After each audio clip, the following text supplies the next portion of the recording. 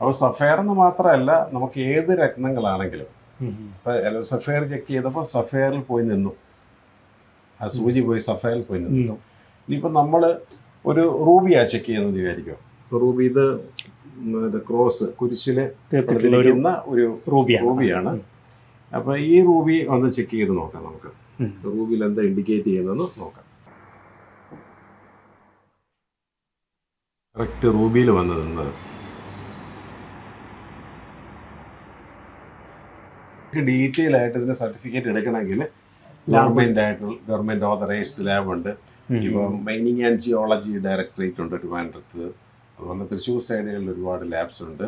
ഇപ്പം world wide ആയിട്ട് എല്ലാ സ്ഥലങ്ങളിലും ഗവൺമെന്റ് അംഗീകൃത ലാബുകളുണ്ട്. കാരണം ജെംസും ജമോളജിയും വളരെ എന്നും ഒരു അപ്കമിങ് ശാസ്ത്രമാണ്. മാത്രമല്ല ഇതിലേക്ക് ഒരുപാട് നമുക്ക് കോഴ്സുകൾ ഉണ്ട്.